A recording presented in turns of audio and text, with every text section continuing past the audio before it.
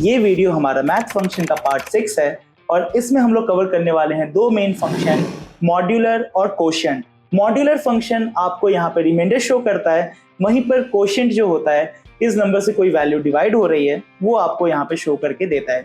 तो इन दोनों कॉन्सेप्ट का यूज हम कैसे कर सकते हैं जानते हैं इस वीडियो में। So hey guys, this is Amit और चलते हैं हम अपनी स्क्रीन पर।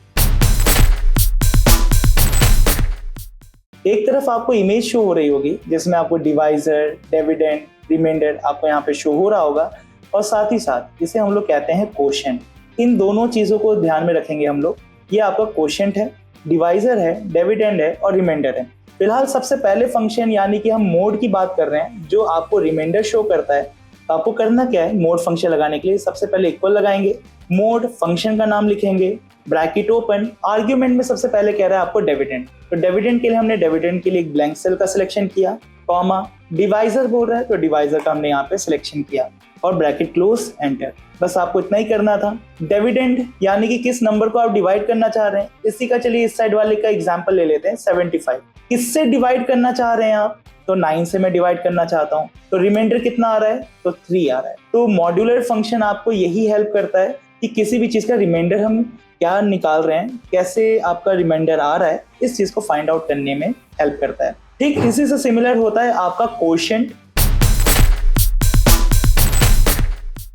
तो यहाँ पर आपको दो टर्म्स मिल रहे हैं, न्यूमरेटर और डिनोमिनेटर। तो न्यूमरेटर और डिनोमिनेटर क्या होते हैं कि जैसे मान लीजिए कि मैंने यहाँ पे लिखा है 25 और ये लास्ट में मैंने डिवाइडेड बाई या फिर इसे मैं फ्रैक्शन वैल्यू में यहाँ पे कन्वर्ट कर देता हूँ, तो यहाँ लिख देता हूँ 9। ठीक है, तो ये वैल्यू होती है आपकी न्यूमरेटर और ये वैल्यू होती है आपकी डिनोमिनेटर। न्यूमरेटर यानी कि ऊपर वाली वैल्यू और डिनोमिनेटर यानी कि नीचे वाली वैल्यू, और न्यूमरेटर ही वही है जो आपका डिविडेंड कहलाएगा। ठीक है, डिविडेंड होगा और वहीं पे जो आपका डिनोमिनेटर है वो आपका डिवाइजर के तरीके से काम करेगा। इस बात का ध्यान रखेंगे हम लोग और इसी को यूज करते हुए हमें फंक्शन लगाना है। Equal quotient, bracket open, numerator के लिए हमने न्यूमरेटर का सेल का सिलेक्शन किया, कॉमा, डिनोमिनेटर के लिए हमने डिनोमिनेटर के सेल का सिलेक्शन किया, ब्रैकेट क्लोज, एंटर।